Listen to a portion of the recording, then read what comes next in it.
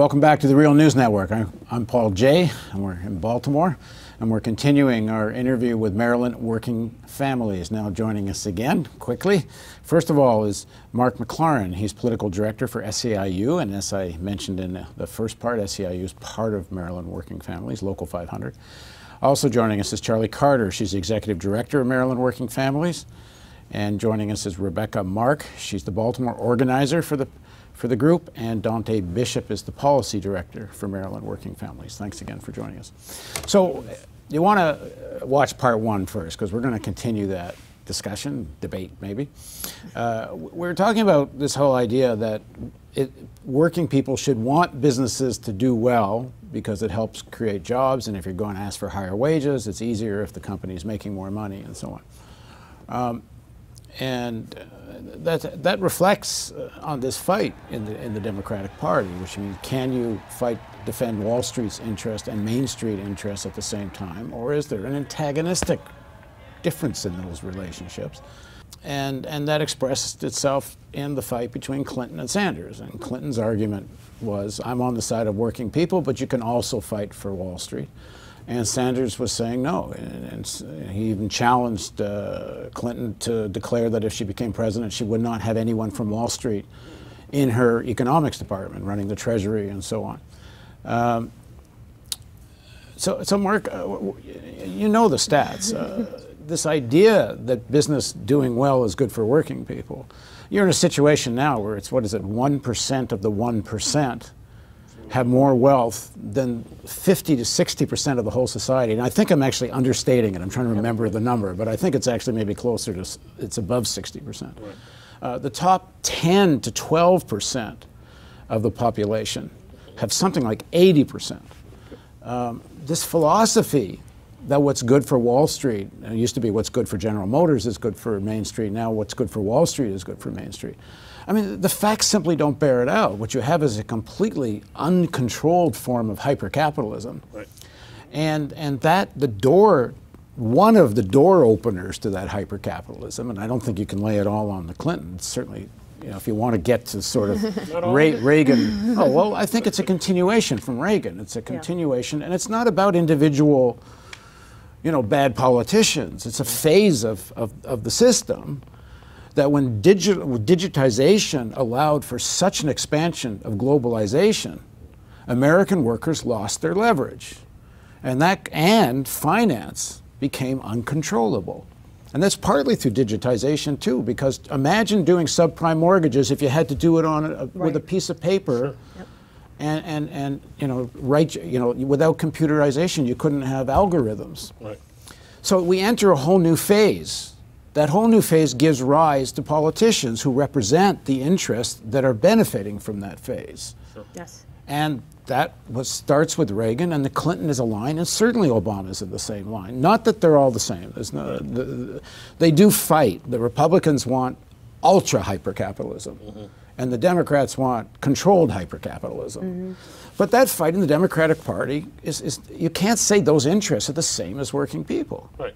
No, I don't think I meant to suggest that the interests are the same necessarily. I mean, look, no one rolls their eyes harder than me at the business community who parades before, you know, who calls every worker advance, legislative worker advance, the death knell of business. And, you know, I mean, like, that's not at all what I'm suggesting. SEIU, writ large, was the originator of the Fight for 15 as a national campaign. We fought to organize fast food workers across this country. We were one of the prime movers behind this whole 1% framing. So I'm not at all suggesting that we do not need to have an equalization, or no one has fought harder, I don't think, than SEIU against this kind of, against this, you know, isolation of wealth to a very discrete part of the population.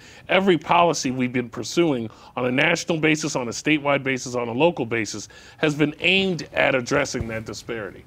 My only point with you was, I think it oversimplifies it to say that there are some people over here that are for working people, and then there are some people over here that are for Wall Street, you know, whatever Wall Street means. I mean, Well, Goldman Sachs and all the other related big hedge funds and stuff. Okay, right. But what I'm saying is that I don't agree that that to be one means that you necessarily have to work against the direct interests of the other. I think that there is a way that folks come together. And look, in this partnership, the rich folks have been getting way too much of the benefits. You have to balance that equation out. All I'm saying is that you cannot then switch to something that basically says we're against capitalism, that maybe there shouldn't be private industry, maybe there shouldn't be private finance. I mean, maybe we can have that conversation, but in the system that we have as it exists currently, we've got to strike a balance, and it ought to be a much better. And one can have that conversation, but the real fight that was happening was the Sanders-Clinton fight, and Sanders wasn't proposing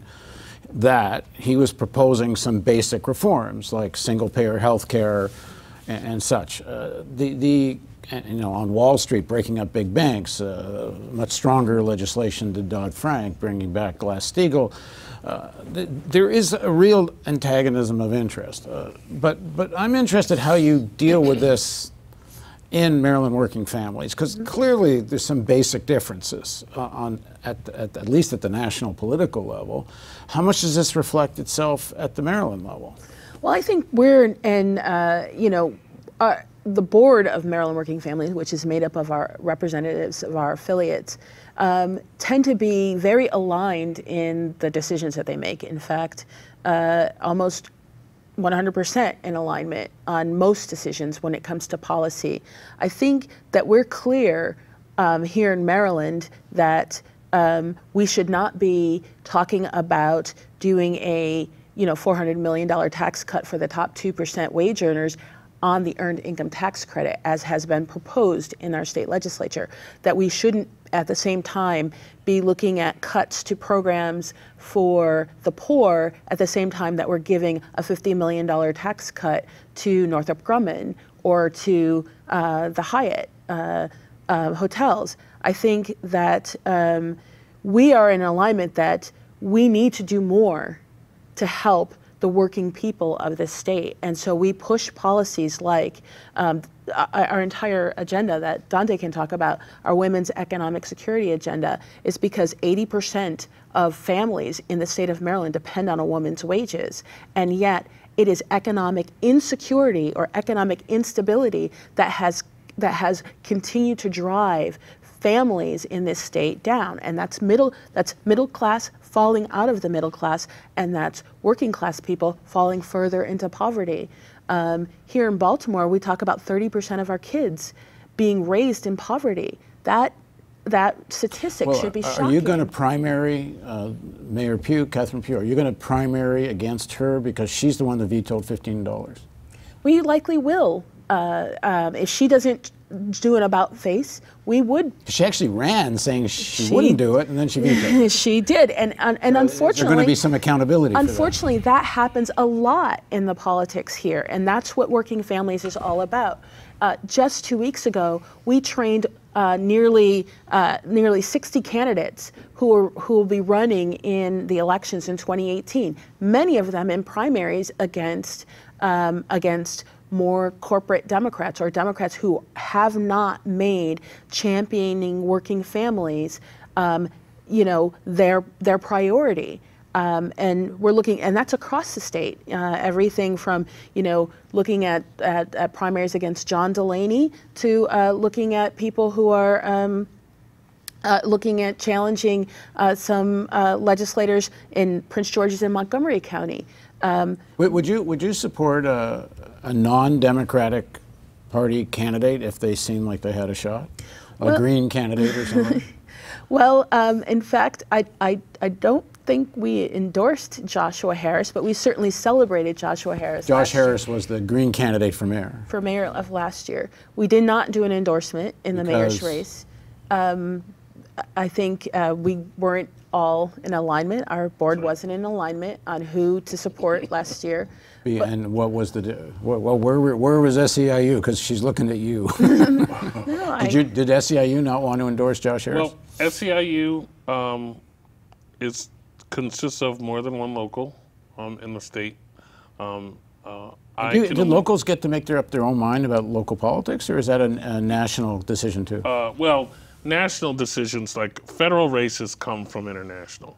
That's kind of the rule. But local races are by and large decided by the locals. Now, usually they act in coordination with each other at something called SEIU state councils, which is a whole nother bit of SEIU bureaucracy. But basically, most times, if the locals don't agree, they can go their own way. I do want to just say one thing, and I do want to pick a fight with SEIU, Okay. and I want to have Surprise, a show about it. surprise. But I spoke at an SEIU local meeting during the election, during the primary, actually, I think it was, but it might have been the election. And Chris Van Hollen was there, and there was no one, actually it was in the election. Sorry, it was during the primaries. There was no one there speaking on behalf of Sanders. There was only Van Hollen speaking on behalf of Clinton. And we were talking about workers, being sentient beings and being able to make their own mind. But if you're in a union, you only hear one message from the union. Well, was it after we had endorsed or before? I think after. Well, Yeah. I mean, But was there? Are you telling our me that? endorsed candidate, I mean, Yeah, were you saying part of before being that? in the- Are you saying before that there was an opportunity for speakers that were brought in on behalf of Sanders? I'm sure most locals that I know of have some kind of forums where representatives of all the candidates are brought in. But once the union makes an endorsement, then yeah, Your local the guy guy? I didn't endorse doesn't get equal access to my members. You can talk to them if you want to, but not under my auspices. I mean, that's part of the, I mean. If Your you- local had that? Yeah, which? You had a forum where there was a With the Clinton Sanders. presidential candidates, no. Not the candidates, representatives. Though I don't expect you to get the candidates. No, we did gubernatorial. We didn't do a presidential candidates forum, not local 500 specifically. I don't. All right, let's get back to the mayor's issue. What blocked you from supporting Josh? Because Josh had a program that would seem to me completely in alignment with your values. Well, again, we didn't endorse any candidate. Working Families did not endorse any candidate in the mayor's race. What we did appreciate was many of the policy issues that Josh raised. We think it's important that those issues are raised. But the reality is, in this state, is that it's very difficult because of the charter language in the state for a third party to actually have or gain power. It's challenging enough for them just to maintain ballot status. So, and if anything, Working Families is about building power for working people immediately. So, we think we support the idea of third parties, and in many states, Working Families acts as a third party. But here in Maryland, the way our charter is established and governs elections, that our most immediate pathway to influencing and impacting policies for working people is to move through the Democratic Party. In general, but in that particular election, Josh actually did pretty well, with 15% of the vote. And how would your endorsement of Josh affected your ability to pressure whoever the next mayor was anyway? Well, it sounds like some of you wanted to endorse Josh and some didn't. Speaking for us, for didn't say that. Local 500, we endorsed Catherine Pugh, and I was a senior strategist on her campaign. Okay, will you withdraw that now that she vetoed the $15? Withdraw? How do you mean withdraw? I Well, still think that primary her next time. Oh, absolutely. All options are on the table. There will be accountability. Make no mistake about it. She absolutely made a pledge to us that she went back on. I had members who, as you know, unions do not spend political money from their union dues. Every dollar I give to a candidate or that I put in the mailbox or that I put on TV come from members who believe in our political program and believe in the power of us to do collective work together. And so they give from money that many of them made scrubbing toilets, okay? Many of them made scrubbing toilets. They gave it to us to supplement our political program so that we can elect candidates who will act in their interests. Sometimes we get it wrong. We got it wrong with Catherine, at least on that issue. I still would argue that she was the best choice out of the viable candidates. You have to balance kind of your vision with really viability. At the end of the day, Josh was a great guy. I mean, I liked him a lot. Remember that originally Josh was running as a Democrat. Remember that. But anyway, He's a great guy, but at the end of the day, even with all the help that he had and all the extraordinary ground campaign he had, he still finished dead last behind the Republican in Baltimore City. You know, and that does not speak to any at all his failings as a candidate. It speaks to how hard it is to be elected in a city like Baltimore as a third-party candidate. But this problem of the viable candidate, it's a endless self-fulfilling prophecy, and especially when there's no accountability. The same thing happened with Barack Obama. Barack Obama promised the unions the Employee Free Choice Act. He would go and speak at union rallies when he was first running. The Employee Free Choice Act, if people don't know, is another piece of legislation that would undo a lot of the anti-labor laws that make it so difficult to organize new workers now. And the Employee Free Choice Act was like maybe the #1 promise of Barack Obama to the unions. I remember interviewing the current head of the AFL-CIO at the time, who said, I will eat my shoe if the Democrats don't bring in the Employee Free Choice Act, because they promised it. And of course, they didn't even introduce it into Congress during the time when they controlled both houses. Well, but I think they needed 60 votes, and they didn't have 60 votes. Well, they didn't even fight on it.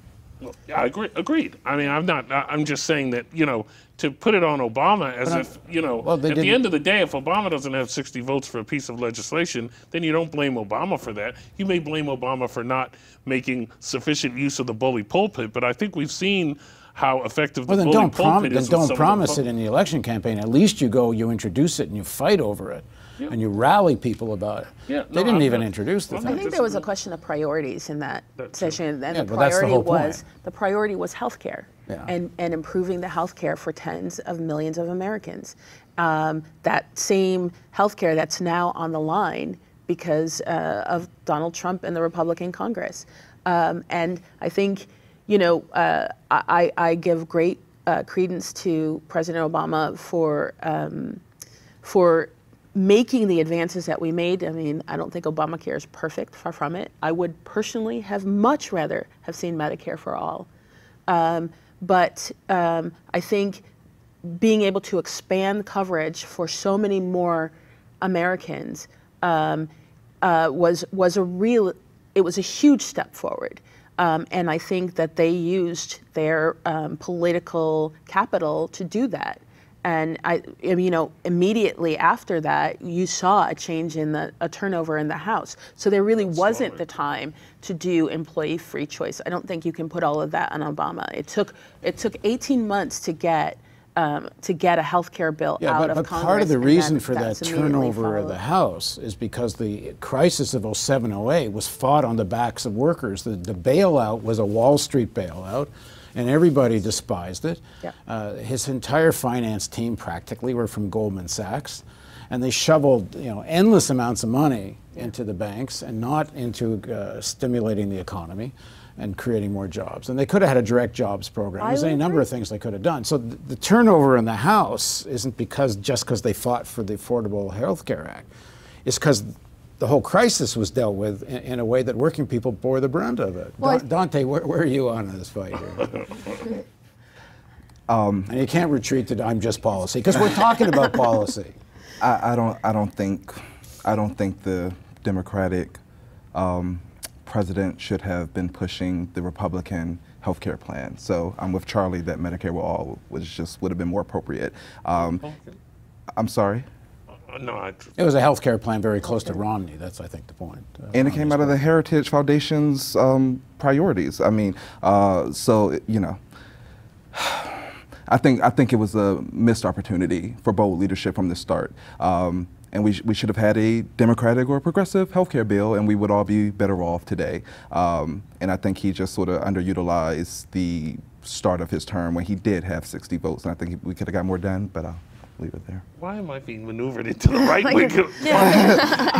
First of all, the individual mandate was originally in the Heritage Foundation. Let's not pretend that of the Obamacare or Americans, the ACA was not a Heritage Foundation document. The individual mandate was, true enough. But secondly, this idea, as much as I may love it, this idea that this piece of legislation, which remember, between Kennedy and Scott Brown, like, we barely got it through. I mean, we were all up until 2 in the morning.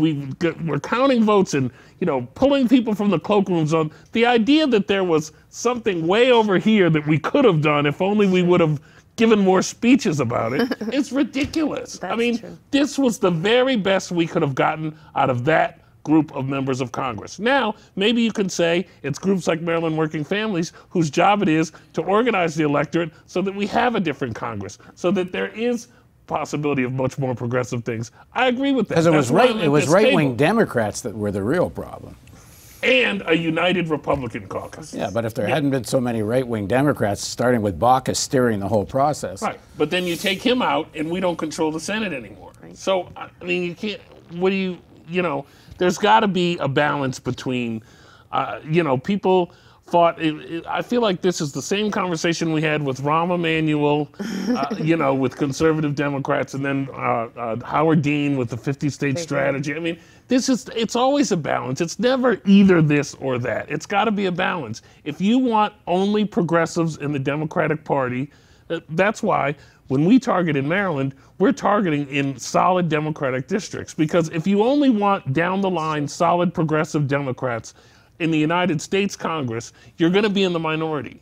That's the way the districts are drawn. Now, we should fight against gerrymandering and then take that out, and then so that there are ways to address that. But I'm saying we've got to be realistic about what really is the art of the possible. And I reject any notion that Barack Obama and the Americans, the ACA, were somehow some, you know, unneeded capitulation to, you know, like he could have had Medicare for all, but, you know, Max Baucus didn't let somebody speak about it before the hearing. No, it's more than that. They wouldn't even take the public option seriously. Right, well, okay, but if you took the public option seriously, when you look at where the votes lined up on what he did get, well, you have to fight for it. Exactly, he didn't. You have to fight for it. You can't just sit there. It was obvious Obama didn't support the public option and was more or less in Baucus's camp. Okay, define fight. Who had more political capital going in than him? When you're defining fight for it, does that mean what? Organize around it, or yeah, go around the country speaking for it. Call rallies. Ask hundreds of thousands of people to come to Washington. And also, he had more political capital than any president in a long time when he got elected. He had a mass movement around him. Pass as progressive a piece of healthcare legislation as he possibly could have out of that Congress. If we could bring it back to Maryland, like even before the ACA, even before the ACA came up, Maryland was on the cusp of implementing its own healthcare reform policies. And at that time, I represented Unite Here and worked very closely with the coalition that was trying to move that. Even here, where we are 2-to-1 Democratic registration, even here where we have a blue legislature, with veto-proof majorities, even then, that you know, the idea of a single-payer system was not a policy that was even possible to move here in Maryland. We were still looking at having a very similar setup to what was passed. Well, it doesn't happen without this kind of fight about what's going to happen in the primaries. And there was a great deal of fighting and gnashing of teeth even then among the progressive movement. But I think Mark's point that I really want to echo is that it really is about the art of the possible. And I think that it's great to have people, I think it's always important to have a left flank. And I will always encourage people to have a left flank. And, you know, taking it back to Joshua Harris represented the left flank. Well, and we're going to do another segment on this. But I would argue, and maybe we'll keep going a little bit in the next segment, the art of the possible philosophy gave birth to Donald Trump. And that will be, we can pick that up in the next segment. So please join us as we continue this discussion and debate on the Real News Network with Maryland Working Families.